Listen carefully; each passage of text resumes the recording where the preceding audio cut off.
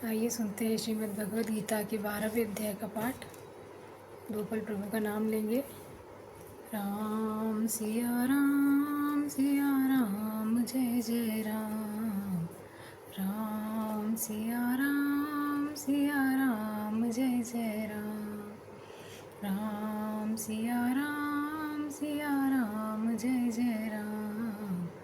राम सिया राम जय जय राम। राम सिया राम जय जय राम। राम सिया राम जय जय राम। राम सिया राम जय जय राम।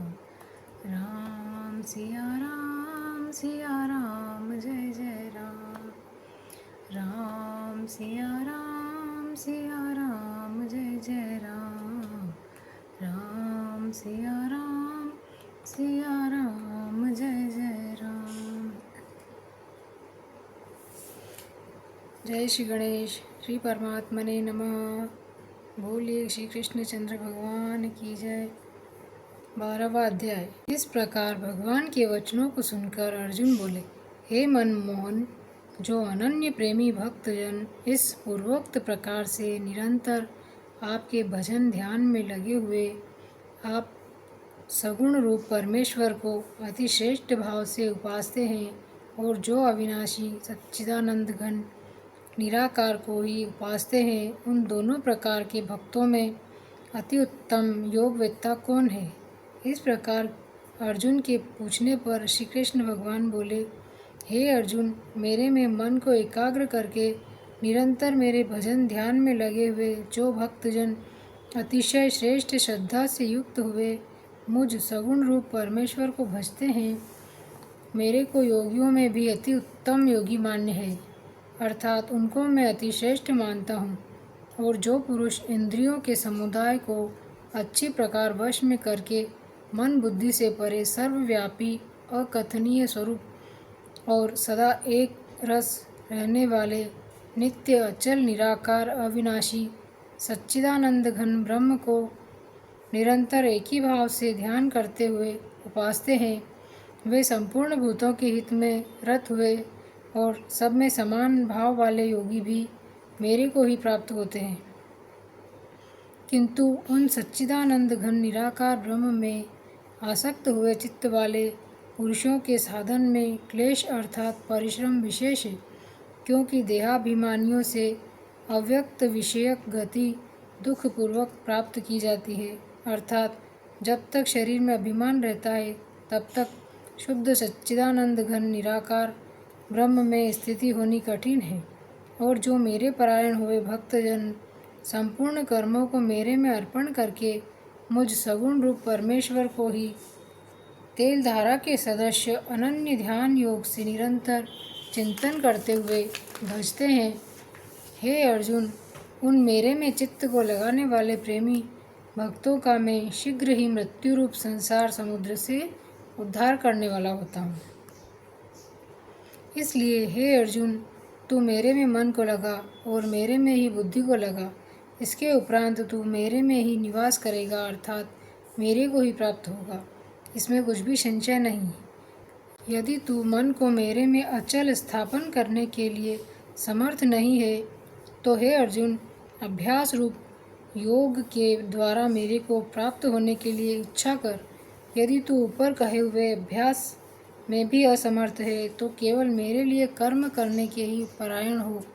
इस प्रकार मेरे अर्थ कर्मों को करता हुआ भी मेरी प्राप्ति रूप सिद्धि को ही प्राप्त होगा।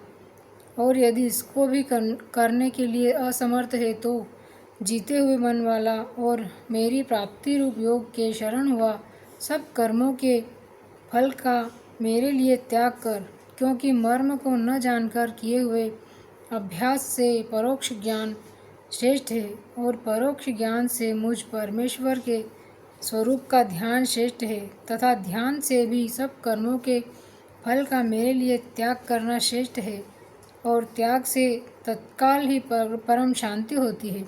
इस प्रकार शांति को प्राप्त हुआ जो पुरुष सब भूतों में द्वेष भाव से रहित एवं स्वार्थ रहित, सबका प्रेमी और हेतु रहित, दयालु है तथा ममता से रहित एवं अहंकार से रहित, सुख दुखों की प्राप्ति में सम तथा क्षमावान है, अर्थात अपराध करने वाले को भी अभय देने वाला है, तथा जो ध्यान योग में युक्त हुआ निरंतर लाभ हानि में संतुष्ट है तथा मन और इंद्रियों सहित शरीर को वश में किए हुए मन में दृढ़ निश्चय वाला है, वह मेरे में अर्पण किए हुए मन बुद्धि वाला मेरा भक्त मेरे को प्रिय है, जिससे कोई भी जीव उद्वेग को प्राप्त नहीं होता और जो स्वयं भी किसी जीव से उद्वेग को प्राप्त नहीं होता, तथा जो हर्ष, अमर्ष, भय और उद्वेग आदिकों से रहित है, वह भक्त मेरे को प्रिय है।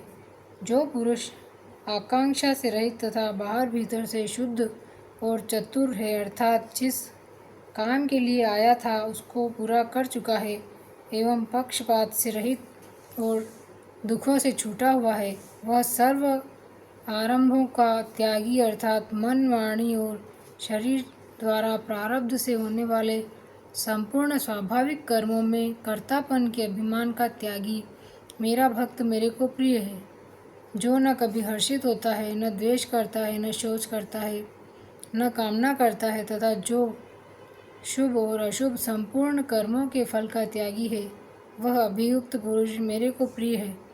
जो पुरुष शत्रु मित्र में और मान अपमान में सम है तथा सर्दी गर्मी, सुख दुख आदि द्वंद्वों में से सम है और सब संसार में आसक्ति से रहित है, तथा जो निंदा स्तुति को समान समझने वाला और मननशील है, अर्थात ईश्वर के स्वरूप का निरंतर मनन करने वाला है, एवं जिस किस प्रकार से भी शरीर का निर्वाह होने में सदा ही संतुष्ट है और रहने के स्थान में ममता से रहित है, वह स्थिर बुद्धि वाला भक्तिमान पुरुष मेरे को प्रिय है।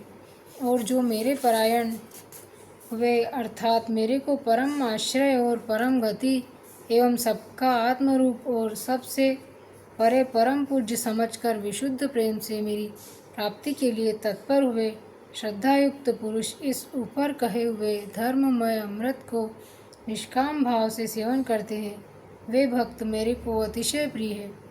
इति श्रीमद् भगवद गीता रूपी उपनिषद एवं ब्रह्म विद्या तथा योग शास्त्र विषयक श्री कृष्ण और अर्जुन के संवाद में भक्ति योग नामक 12वां अध्याय। जय श्री कृष्ण। जय श्री कृष्ण।